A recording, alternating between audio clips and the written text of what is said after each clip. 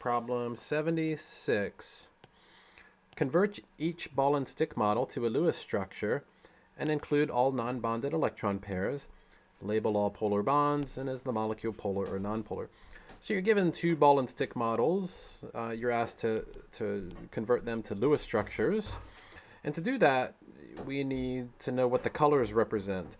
So figure 2.3 back in chapter 2 tells you the colors. You can see we got carbons and hydrogens and chlorines in the first one, and then we got carbons and fluorines in the second one.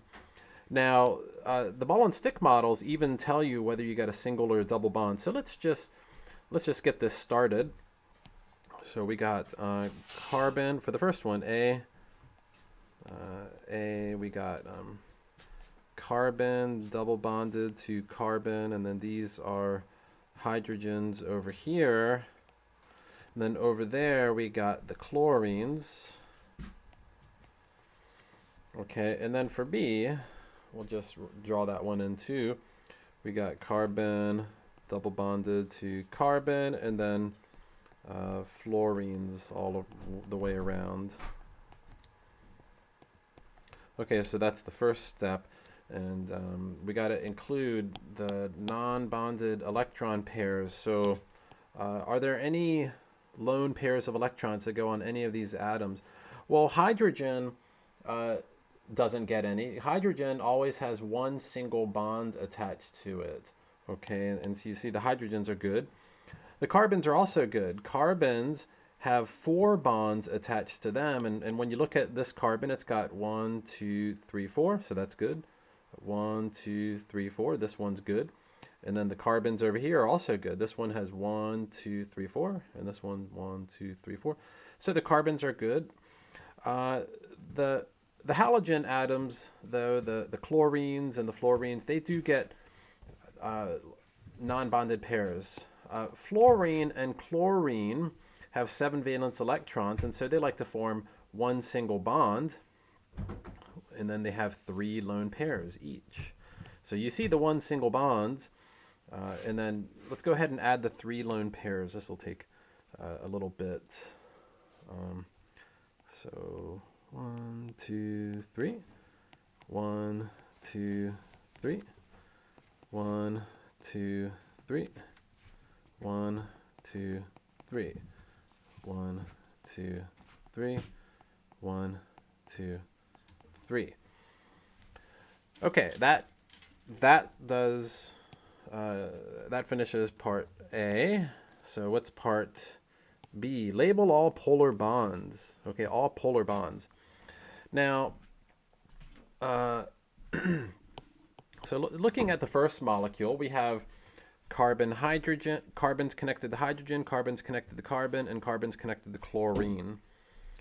Okay, so here I'll kind of draw the different types of bonds. So carbon, hydrogen, carbon, carbon, and then carbon, chlorine. And over on the right, we have carbon, carbon, and carbon, fluorine. Okay, I don't see any other types of bonds. Okay, now to figure out if any of these bonds are polar, we have to look up the electronegativity chart. I had this sitting over here. So here, figure 4.4, carbon, hydrogen, 2.5 versus 2.1. That's a difference of only 0.4. Okay, that's not polar. Okay, to be polar, you have to be in the 0.5 to 1.9 region.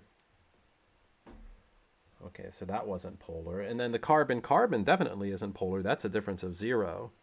2.5 minus 2.5 is 0. But carbon, chlorine, 2.5 versus 3, that's a difference of 0.5. Okay, so that barely falls into the polar region. I'll say that yeah, this is a polar bond. And so chlorine is a little more electronegative than the carbon. So there is a dipole pointing towards the chlorine. and so this one as well is that bond is also polar. And you could see that these arrows don't cancel off, okay?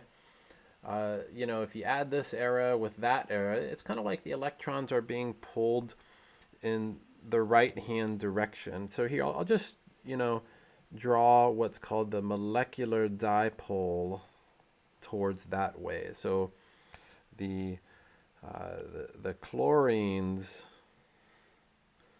are pulling the electrons towards this end of the molecule. So this end has more electron density than that end.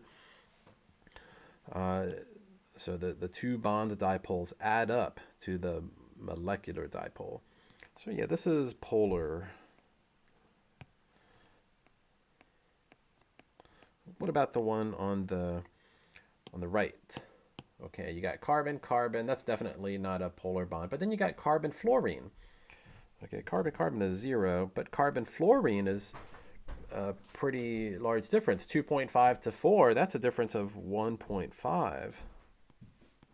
So that's definitely a polar bond. So this one is polar bond, that one is polar bond, that one is a polar bond, and that one is a polar bond. But look what happens. This arrow cancels that arrow. You got this bond pulling them that way, this bond pulling them that way, so that they cancel each other. It's kind of like a two-way tug of war. And this one cancels that one, so another tug of war. And the electrons end up not being pulled anywhere.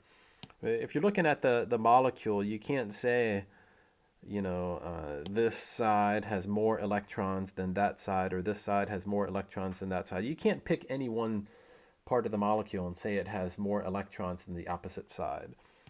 So the bond dipoles, the 4 of them, all cancel off. So I'm going to say non-polar molecule.